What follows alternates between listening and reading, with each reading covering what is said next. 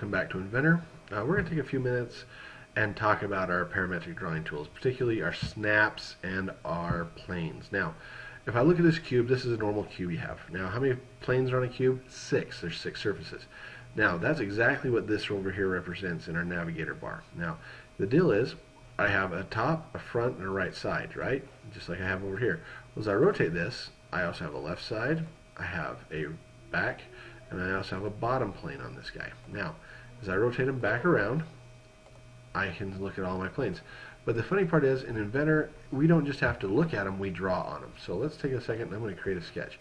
Now, I can snap to my origin planes that are automatically there, that are built in, that are on my grid by default. And that's where I started. I actually started on my XY plane, drew the box, and then extruded it straight out, which is what created this plane right here. So that plane that is actually my left side is actually the flat surface I was drawing off of, if you look right there. Okay.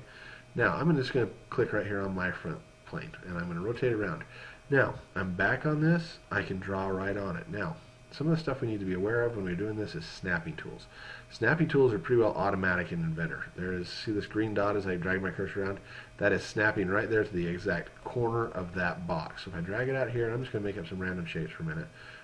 I do get some default information, like I'm constraining to perpendicular right there, as you can tell from my 2 icons. I can actually snap right there to the midpoint of this line. See how my cursor goes green? That's my midpoint snap, and you can see the icon for it right down and to the left of that. So I can do all kinds of stuff. Now if I come back here, there should be an intersection one. There it is, my intersection right there. Again in the gray box just below and to the right of my cursor.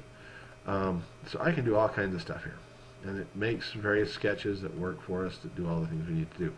Now, it's not just for that, it works for also my circle tools. I can come up and make tangent snaps. Okay, I can go back to my intersection snap, or a point snap in this case, because all those points are to the same point. I can go right out here to that end point. I can go, like I said, perpendicular, tangent. I can go to the midpoint of that line. That's again my midpoint snap popping up. So our snaps are very handy. They make life really simple for us when sketching. As you are drawing, use them. Be careful that they don't over constrain you or under constrain you, but they are what you need. So let's use one right now to create a notch in this. So I'm going to make a notch in my box. So I'm going to go right here. I'm going to take exactly half the box from one side away. So I'm going to use my snap to snap right to the middle of that. Now, as I come down over here, I'm going to go from here to that same end point. I'm going to kind of cut out a quarter, so I'm going to get exactly half. There's my snap to my midpoint.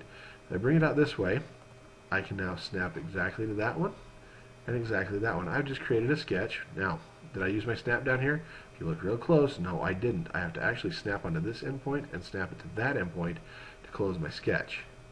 That's where my snaps become very important to me. Now, I'm going to go back out here to my sketch. So what I did is I used my snaps to create that box. Okay, I've created a plane there. I use that plane right here to draw that box. That's all it is. It's that simple. We're just going to use that, what we've got right there now, to make a simple extrude cut so you can see what we did. And there it goes. That's all it do. It makes a simple cut on that box. Thank you for your time.